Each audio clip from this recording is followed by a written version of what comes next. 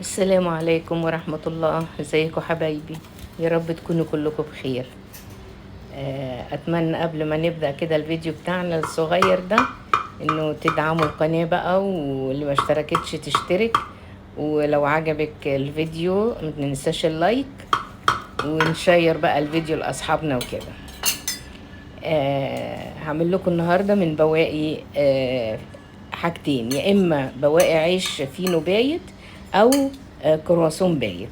أنا الحقيقة كان عندي كرواسون هنا، اللي هو ده أنا كنت عاملاه، وبقى لما بات طبعا بقى له يومين، خلاص ما ينفعش يتعمل يتفتح ولا يتحشي ولا حاجة. فهعمل بيه الوصفة الجميلة البسيطة دي، اللي هي البريد بودنج أو بودنج الخبز. وصفة سهلة جدا وجميلة، ومش هتكلفك حاجة. يعني أنا عندي كرواسون، انت عندك عيش بايت، عندك توست، مش مشكلة. بنقطعه في بولة قطع صغيرة.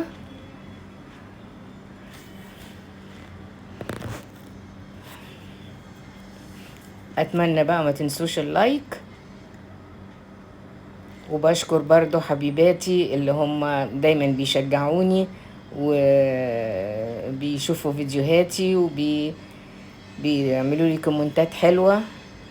جزاكم الله كل خير. نسمي بالله بقى ونشوف بعد ما نقطع الكرواسون بتاعنا ده، او تقطعي العيش الفينو البايت بتاعك، تقطعيه قطع صغيرة كده في بولة.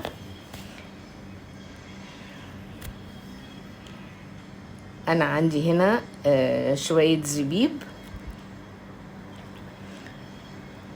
هم الحقيقة كانوا 4 وحدات كرواسون،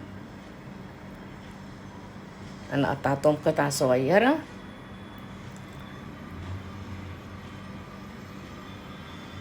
طبعا اي كمية عيش عندك، اي عدد كرواسون اللي موجود عندك.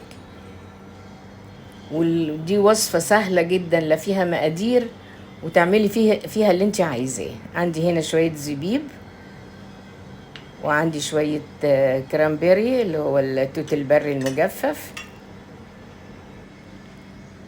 هاجي هنا انا الحقيقة في الوقت ده كنت بسخن اللبن، ففي بولة كده هكسر بيضتين بس،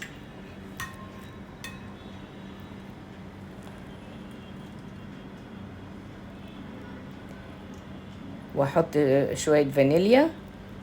والفانيليا الحقيقة لقيتهم شوية صغيرين، فهضيف هنا روح الورد. روح الورد الحقيقة بيدي ريحة جميلة قوي لأي حاجة احنا بنعملها.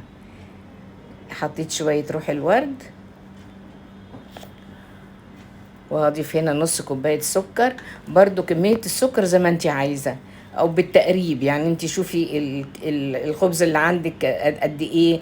انت بتحبي الحاجة محلية او ولادك، ولا بتحبوها سكرها قليل؟ بترجع لك انت. بخفق بقى، هو مش خفق، هو الحقيقة تقليب بس لغاية ما السكر يدوب. عندي هنا عين جمل او الجوز، انا جرشاه شوية كده، مكسراه قطع صغيرة. وعندي كمان بندق ولوز، بس هخلي البندق واللوز فوق الوش، وحطيت في قلبها الجوز. اللبن هنا كنت مسخنة كوبايتين لبن، يعني ال4 وحدات كرواسون نعتبره مثلا 4 أرغفة فين وكوبايتين لبن. بس أنا لسه هحط لبن كمان.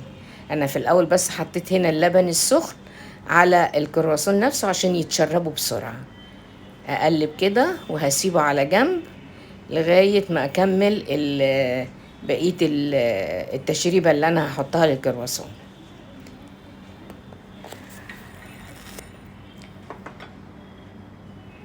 هرجع هنا تاني للبيض والسكر، هحط لهم كوباية حليب كمان، بس طبعا هنا لازم تكون باردة علشان البيض ما يتطبخش.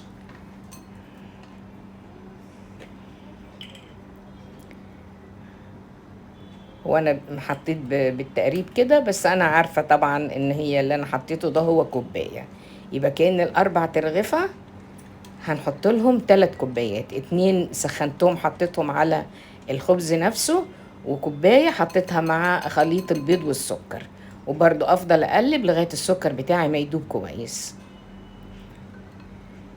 هنا هتكون تقريبا الخبز اتشرب الحليب اللي انا كنت حطاه. احط بقى هنا خليط البيض والسكر والحليب اللي عليهم الفانيليا. بننزل كل اللي في البولة. بكون انا هنا في الوقت ده مشغلة الفرن. شايفين الوصفة سهلة ازاي؟ الطعم في منتهى الجمال.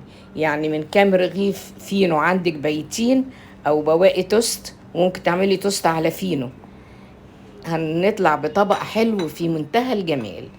يبقى عشاء كده للأسرة، كل واحد قطعة مع كوباية نسكافيه أو كوباية شاي سادة، في منتهى الجمال. هنا إن لازم يكون عندي الخبز أو الكرواسون في السائل زيت شوية، علشان أنا لما أحطه في الفرن لسه طبعا الخبز هيتشرب كمان. والحليب مع البيض كأنه كأنه بالظبط كريم كراميل من غير الكراميل. هنا في حاجة مهمة، لو انت هتعملي خبز او توست ضيفي للحليب اللي بتسخنيه معلقة زبدة. بس انا ما ضفتش لان الكرواسون فيه زبدة اساسا، انما هو لو بخبز او بتوست حطي قطعة زبدة، بتدي طبعا نكهة غنية كده للحاجة. شوف هنا تحسي ان السائل زيادة شوية عن اللي تشربه الخبز. فردته كويس في الصينية، والصينية ما تدهنيهاش حاجة. انما لو كان خبز او توست ادهني برضو الصينية بقطعة زبدة. هوزع هنا بقى بقية البندق واللوز. انا برضو جرشاهم كده قطع، يعني مش ناعمين وما سبتهمش صحاح برضو. بس ادي الوصفة، شايفين قد ايه سهلة، لكن لو شفتي طعمها بقى في منتهى الجمال. الفرن كده سخن عندي على 180، هحطها في الرف الوسطاني. هي في الرف الوسطاني هتاخد لون من تحت، وهتاخد انا شغلت عليها الشواية 3 دقايق بس، اخدت لون كده وردي حلو من فوق ذهبي. وطبعا الاكله دي البودنج ده لازم يتاكل ساقع، بس انا هنا كنت يعني لسه ما بردش قوي وقطعته عشان اوريكم القطعه نفسها. بيتحط في التلاجة لو هو ساقع بيبقى طعمه احلى، بيبقى طعمه في منتهى الجمال. ويا رب يعجبكم الفيديو، وما تنسوش اللايك والاشتراك للي لسه ما اشتركتش، واشوفكم فيديو جديد ان شاء الله. اتمنى يا رب يكون عجبكم.